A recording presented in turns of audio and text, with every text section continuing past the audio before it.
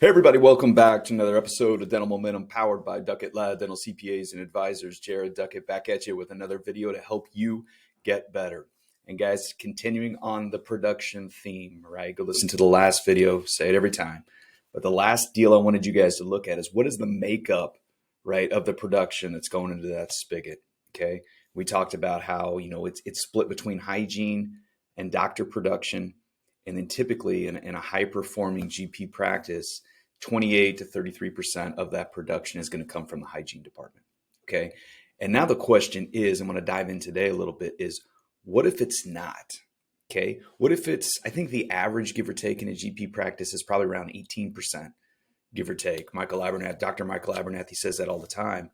And the question is, if it's not, do you care? And the question might be, no, I don't care. Like I'm making enough money, going back to the very first video, enough water is coming out of the spigot, I'm fine. Maybe you don't want to change it, which is perfectly fine. But what if you do want to change it and get it up to that 28 to 33%?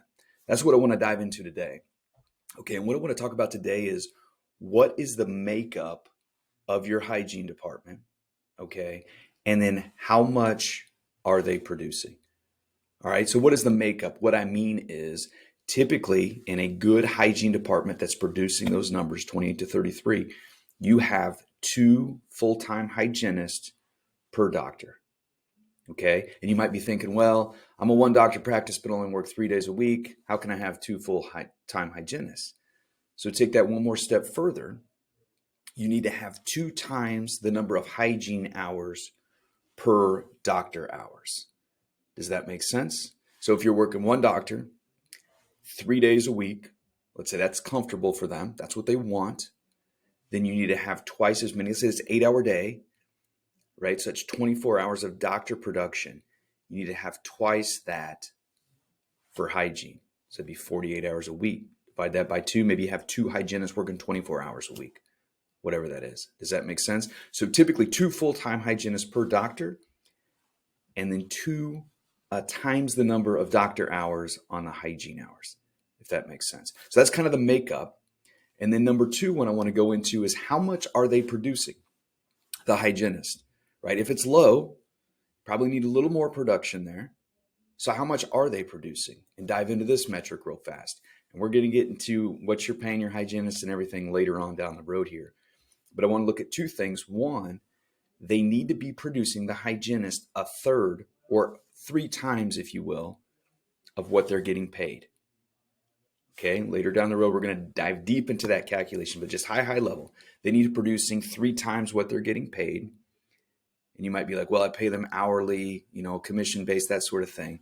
Hang tight. Just do that calc, all right? See what they're getting paid on a monthly basis, if you will. See how much they're producing, all right? And then number 2, typically, a hygienist, 8-hour day, give or take, is producing anywhere from $12,000 to $2,000 per day of net adjusted production. I like to just sit there in the middle of $1,500. So is that the case in your practice? Maybe it is, maybe it's not, but I want you to go look. What gets measured gets managed. Go look at that. Okay, so go over those points. What's the makeup of your hygiene department? How many people, how many hours of production there? And then number 2, what are they producing? How much that is. Okay, next video, we're going to dive deep. Let's say, no, it's not. I can't get to $1,500 a day. They just can't do it. It doesn't make sense. Reimbursements, rates, all that stuff. I can't do that. We're going to dive into what they need to be working on, what they need to be producing, what kind of work they're working on to produce those numbers, if that makes sense. So guys, go do those calculations. I'm full of calculations here, but what gets measured gets managed is going to make you guys better. Have a great day. We'll talk to you guys soon. Take care.